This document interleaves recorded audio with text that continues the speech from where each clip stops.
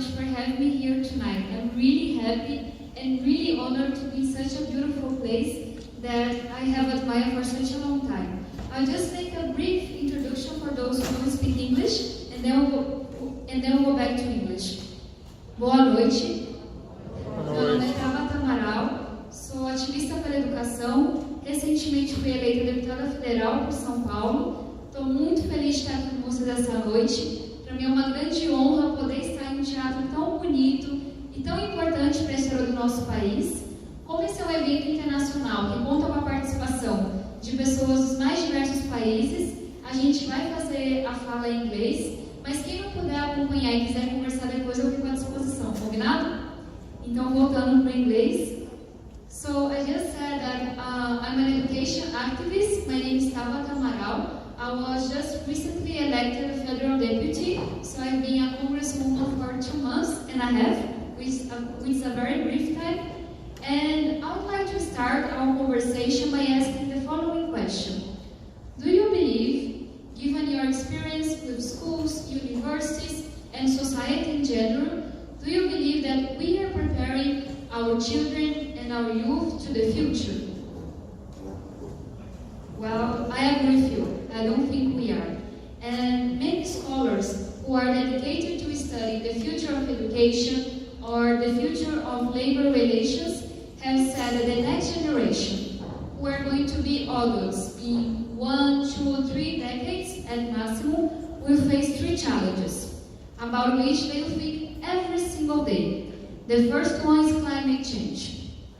And I am sure that not only we can see that this is already happening, that the climate change process has started by the rise in temperature, but also when we see how many catastrophes have become more and more frequent in the world. I don't know if you knew that, but the rate of children that have asthma is already starting to increase due to climate change. And as always, this is impacting first the poorest communities, but many studies have shown that with the passing of years, more and more people will be impacted by climate change. The second problem of the very near future is increasing inequality. Inequality has been increasing in Brazil for the last years, but it has also been increasing globally. And many economists believe there are no reason for us to think that this process will stop at some point or even reverse. And the third biggest challenge that the future generation is going to face is mass unemployment. And I would like to delve into this problem a little bit more. I don't know if you knew that, but the decade that went from 2000 to 2010 was the very first decade in the known history of humanity that 0 jobs were created. So when you consider the number of jobs that were created due to innovation and so on, and the number of jobs that were erased, and you do the math, you see that 0 jobs, 0 net jobs were created in 10 years. And this was the first time, as we know, that it happened in the humanity history. And if you start making the math, and you calculate how many people were born in this period, and how much the world population increased between the year 2000 and the year 2010, you see that mass unemployment has already started. There is a study made by Oxford professors that predicts that in the next 11 years, it's very soon, it will come very fast. In the next 11 years, 2 billion jobs will be erased. So I'm not only saying that we have stopped creating new jobs, but I'm also telling you that the prediction for the next 1 decade is very, very scary. We are going to lose 2 billion jobs in a world that currently has 7 million people. And to finish, we know that AI, machine learning, big data, and so on have started to change a lot labor relations. And I would like to make a pause here. Those 3 problems that I brought to you, climate change, increasing inequality, and mass unemployment, are somehow related to all the technological revolution that we are currently living. And I know that this technological revolution has brought a lot of advances to society, but I do think that it's urgent for us now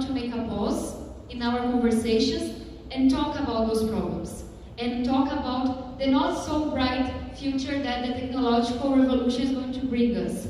And there is a second thing that are common to those three problems. They are related to the technological revolution, but they can only be solved globally. No single country, no single society, no single group of politicians can decide to solve climate change by themselves, increasing inequality or mass unemployment. Those three problems have to be solved globally. And that by itself brings a lot of challenges, as you might be used to it. And we are here today, and you all have a lot of experience, not only with education, but also with putting people from different cultures, from different countries, to get together, to have a real conversation, and to start thinking about solutions. So I just wanted to make sure that in the following days, as you are presenting your experience, as you are talking about the challenges you are facing, you make sure to talk about those three problems. They are knocking on our doors. They will be here before we know it. And if we really want to prepare the leaders of tomorrow, the next generation, not only to have a decent life, but also to be able to be protagonists in the world they are going to face, we have to talk about those problems now. And I really could not think of a better place for us to start this conversation. We need people from different countries to get together and talk about it, to have a solution mindset. And I'm sure that that's all pretty much do every day. So I'm so happy to be here today. And as though this might sound a little bit weird or like a futuristic conversation, I do hope you take it as seriously as I do every day, because it is very scary. And I know that we are talking about the future, and that's how I want to start our conversation. But I think it's important for us to measure how fast we have to go to talk about the present. I'm going to give you some data, some examples about Brazilian education, but I'm sure you can relate to education in your country as well. As we speak now, 7 out of 10 adults in Brazil are not fully literate. So I'm basically saying you that 70% of the adult population in Brazil cannot comprehend texts that are not too simple. So 7 out of 10 people, and I want to make it very, very clear that that's what I mean, are excluded for basically everything in society that requires you to be fully literate. And when we talk about the generation that is in school right now, the scenario is not so much more positive. About 6 out of 10 young people in Brazil get to the end of high school, finish high school with the correct age. My father used to tell me when I was very small that back in his time, public schools were only for the elite in Brazil. And he was right. And that's why he didn't go to school himself. But the sad thing is that even though Brazil has been able to put pretty much everyone in the first years of basic education in school, we haven't been able to solve the problem of school evasion. And we also haven't been able to solve the problem of the quality of education. I already told you that about 60 out of 10 students finish high school with the correct age. But if we take 10 students that finish public high schools in Brazil, out of 10, only 3 have learned the basics of Portuguese. And out of 10, only 1 has learned the basics of math. So for you to finish high school in Brazil, fully literate, knowing fractions, when you're about 17, 18 years old, that basically means that you belong to a small, very tiny percentage of our population in Brazil. So I just showed you how challenging the future is, and I'm showing you how bad our current situation also is. But I would like to give you some political context, and I do hope you understand what I mean here. Our last elections, I would say, were the most polarized elections that Brazil has seen in the last decades.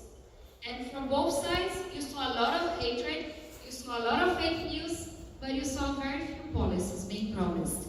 And we just had a major crisis in our Ministry of Education, because the past Minister of Education devoted all his time and all his work to persecute what he called a cultural Marxism. And I don't care if you are from left or from right now. But I do care that, and And that's my point here.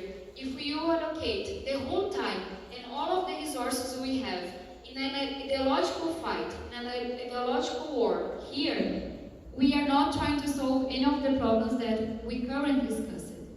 And we just had a switch in our ministry, so now we have someone who has a lot of knowledge in management, and I think that's a great thing because he is starting the year 3 months and a half late, so he has a huge challenge.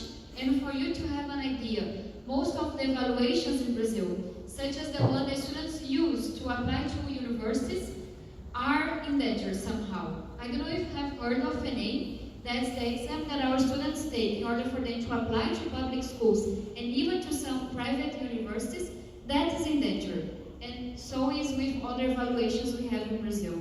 Many of the projects at MEC, our Ministry of Education, are also paralyzed. I'm talking about the implementation of the new curriculum. I'm talking about the new teachers training program that started a conversation last year, just to give some examples. And to finish, we have a national funding program called FAUBAI that is responsible for 60% of the funding of our basic education, and that is going to expire next year.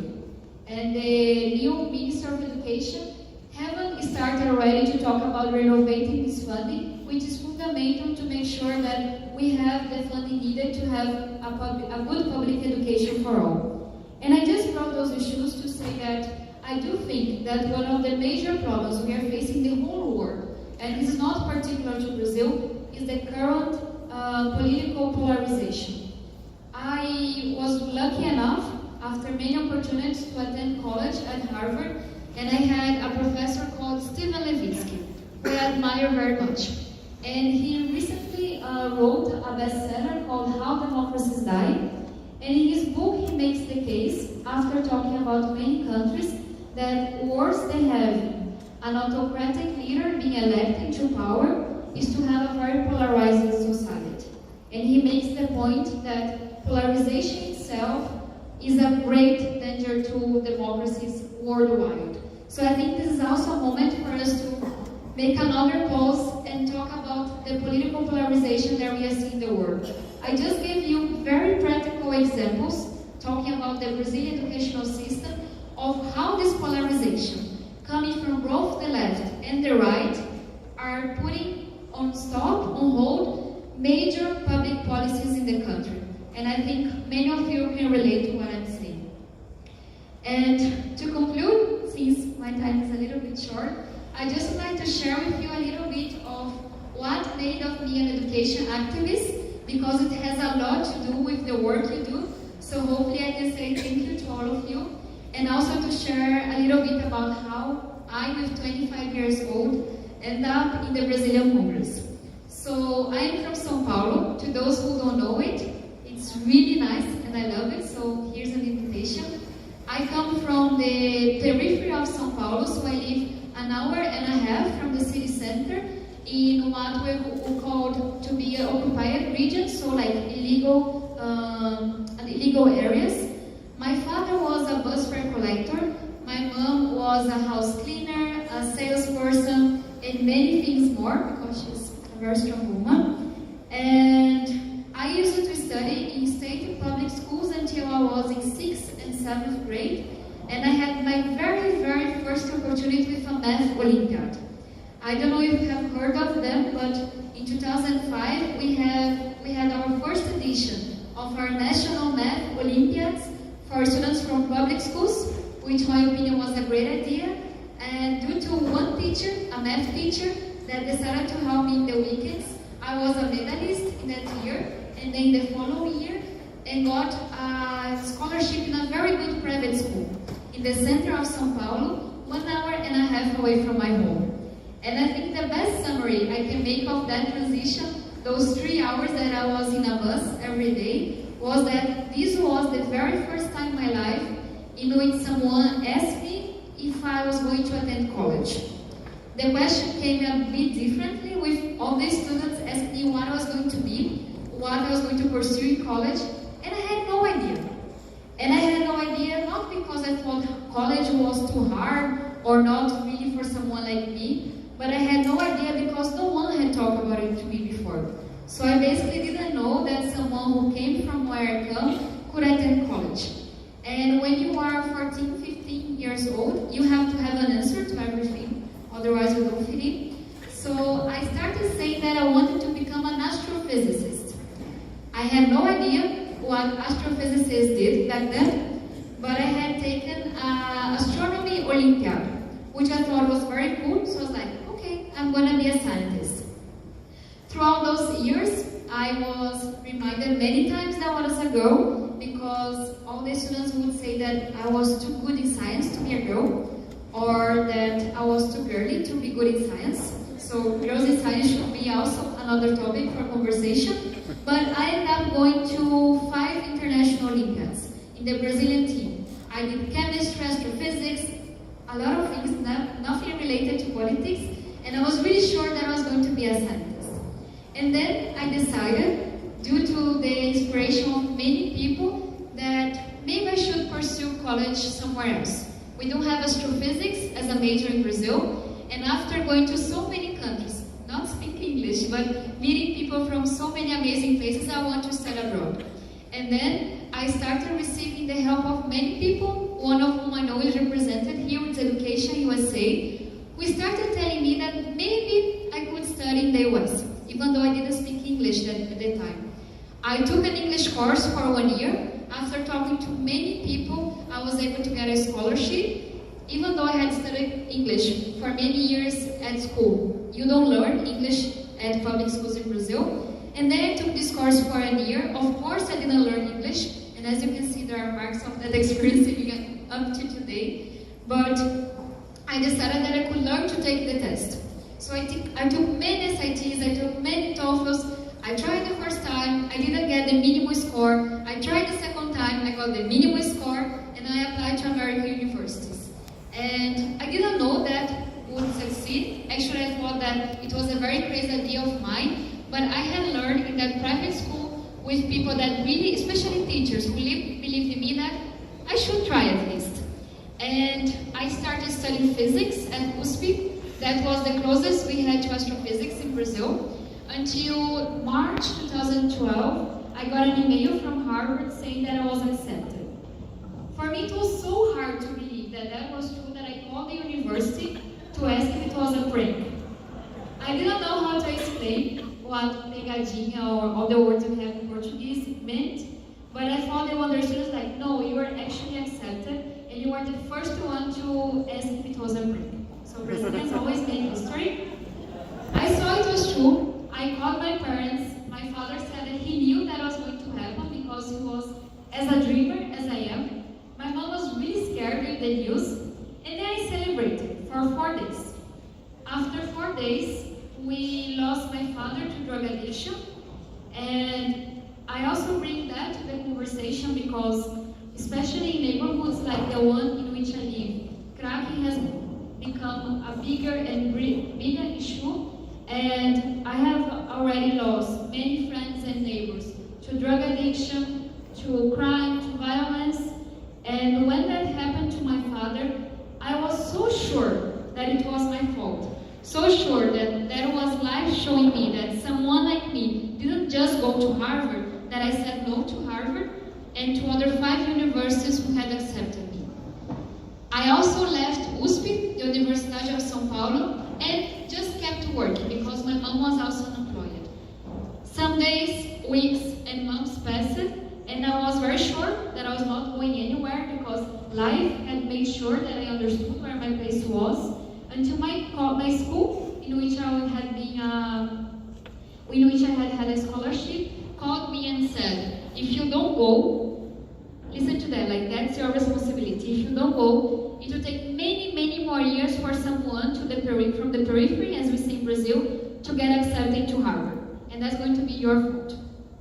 And that was a very hard thing to take on yourself when you are like 18 years old. And then after some time, I decided to go. I submitted my yes to Harvard 1 hour before the very last deadline. I was sure I was going to hate university, and I did hate it the first year. It took me 1 year to learn English. I learn basically with my friends from India. That's why I have an Indian accent sometimes. I know you're always like, why is she speaking like India?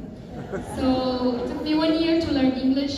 I had to work, whereas many of my friends didn't have to. I was doing my astrophysics course, but I was not exactly loving it until in the end of my last year at Harvard, I took a course in government, comparative politics of Latin America. And that course did so well in explaining why I was there, choosing my future, choosing my career, and so free, while so many of my friends had died when they were 14, 15, and 16, that I thought that made more sense for me. I wanted to study something that related to my life. Even though I love cosmology a lot and I celebrated the black hole that you all just saw the picture, but I wanted to be more connected to our community as well. And so I switched my major to government, and now I have a minor in astrophysics, and started to go really deep in education, because I knew that I was there because of education. But I also knew that my father wasn't there anymore because of the opportunities that he never had, and he never dreamed of.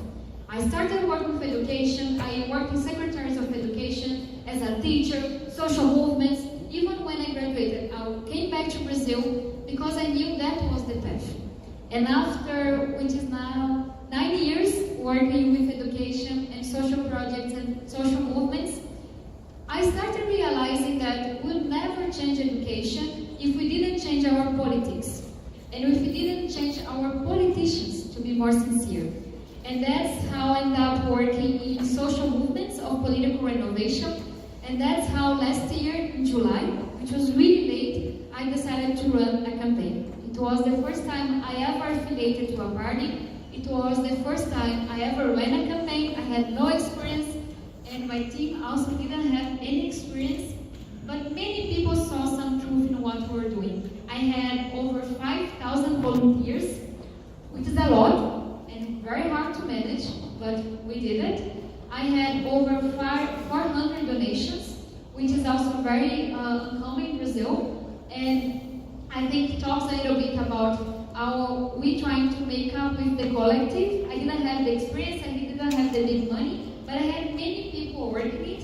And I was the 6th most voted federal deputy in my state and the 2nd most voted woman in the country to the Brazilian Congress. And when this all happened, I was really scared because now I'm the 2nd youngest in Congress and I never had a friend, a family member, or someone that I knew in politics.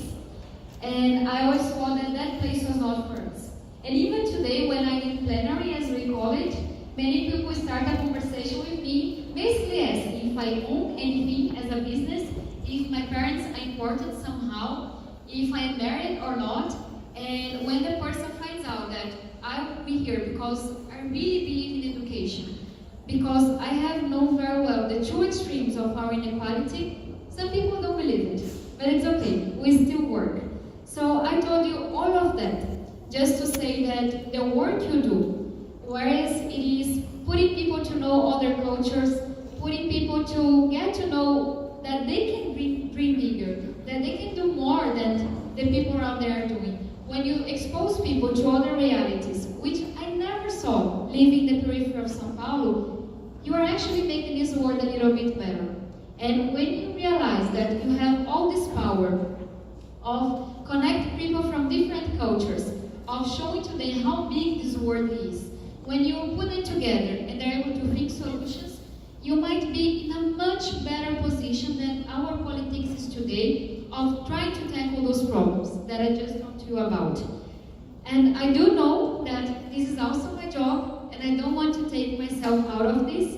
And I do believe that I need to help prepare our youth to this future. I need to prepare our future leaders, our citizens, to be able to deal with climate change, increasing inequality, and mass unemployment. But I do know that this has to be a shared mission. The time we have is very little. It's a very urgent matter, and if we don't have universities, society, the public sector working together globally, this cannot be done only in a country anymore. If we don't put all our best minds to think about this, we won't be there on time. That will be too late. And I do hope this doesn't happen, and for inviting me. Thank you very much for the work you do, and I do hope I was able to change the conversation a tiny little bit. So thank you.